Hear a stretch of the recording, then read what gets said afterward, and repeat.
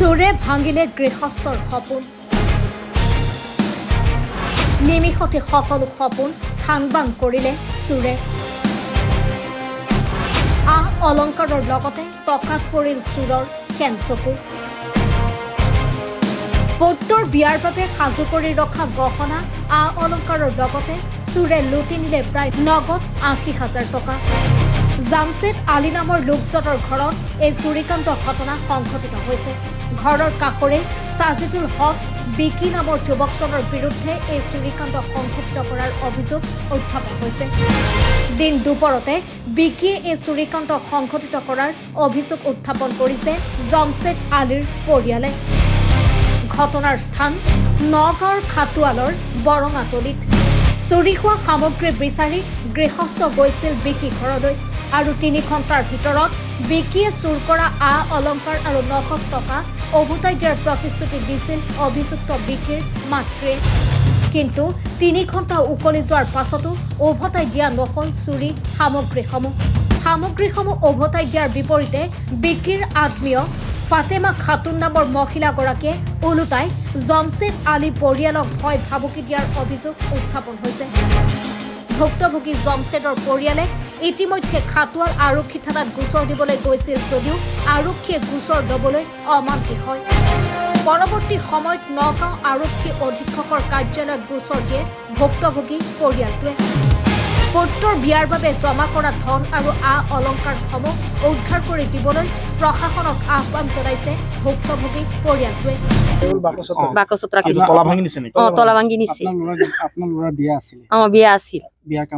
বিয়াৰ কাৰণে আমি খুব কষ্টকে আমি দুখীয়া মানুহ আমি গয়নাকেইটা বনাইছো এতিয়া আমি ক'ত পাম আৰু কি কৰিম আপোনালোকে তদন্ত কৰি আমাৰ বস্তুকেইটা ওলাই দিব লাগে আমি বিয়া পাতি চিনি পাইছো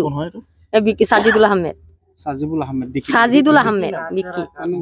এই গাঁওখনৰ নাম কি আছিল বৰঙাতলি এই ইয়াতে আছে পশ্চিম ফালে দুগৰ পিছত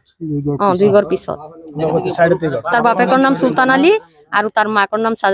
সজিতা বেগম আৰু তাৰ নাম সাজিদুল আহমেদ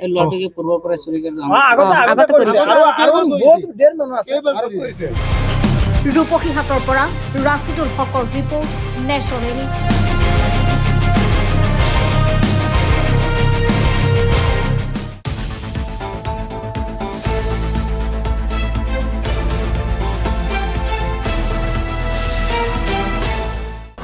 চোৰে ভাঙিলে গৃহস্থৰ সপোন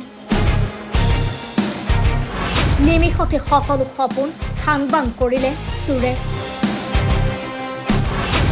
অলংকাৰৰ লগতে টকাত পৰিল চোৰৰ কেঞ্চকু পুত্ৰৰ বিয়াৰ বাবে সাজু কৰি ৰখা গহনা অলংকাৰৰ লগতে চোৰে লুটি নিলে প্ৰায় নগদ ৮০,০০০ টকা জামছেদ আলী নামৰ লোকজনৰ ঘৰত এই চুৰিকাণ্ড ঘটনা সংঘটিত হৈছে ঘৰৰ কাষৰে সাজিদুল হক বিকি নামৰ যুৱকজনৰ বিৰুদ্ধে এই চুৰিকাণ্ড সংঘটিত কৰাৰ অভিযোগ উত্থাপন হৈছে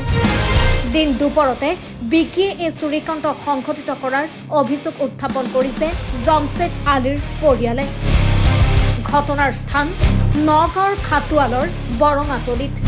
চুৰি হোৱা সামগ্ৰী বিচাৰি গৃহস্থ গৈছিল বিকি ঘৰলৈ আৰু ৩ ঘণ্টাৰ ভিতৰত বিকিয়ে চুৰ কৰা অলংকাৰ আৰু নগদ টকা উভতাই দিয়াৰ প্ৰতিশ্ৰুতি দিছিল অভিযুক্ত বিকিৰ মাতৃয়ে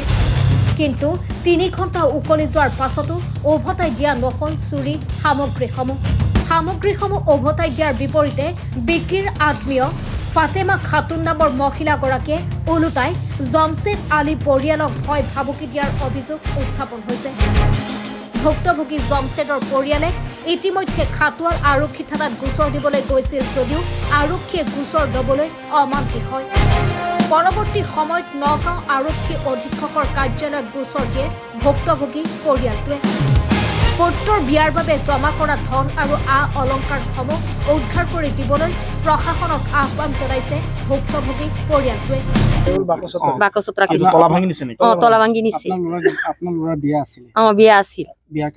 বিয়াৰ কাৰণে আমি খুব কষ্টকে আমি দুখীয়া মানুহ আমি গয়নাকেইটা বনাইছো এতিয়া আমি ক'ত পাম আৰু কি কৰিম আপোনালোকে তদন্ত কৰি আমাৰ বস্তুকেইটা ওলাই দিব লাগে আমি বিয়া পাতি চিনি পাইছো সাজিদুল আহমেদ সাজিবুল আহমেদ বিকি। সাজিদুল আহমেদ বিকি বিকি। এই গাঁওখনৰ নাম কি আছিলে? বৰঙাতলি এই ইয়াতে আছে সি পশ্চিম ফালে দুগৰ পিছত দুই ঘৰ পিছত লগতে চাইডতে ঘৰ তাৰ বাপেকৰ নাম চুলতান আলী আৰু তাৰ মাকৰ নাম সজিতা বেগম আৰু তাৰ নাম সাজিদুল আহমেদ ল'ৰাটোকে পূৰ্বৰ পৰা চুৰি কৰি আগতে কৰিছে আৰু বহুত ডেৰ মানুহ আছে ৰূপসীহাটৰ পৰা ৰাছিদুল হকৰ ৰিপৰ্ট নেশ্যনেল।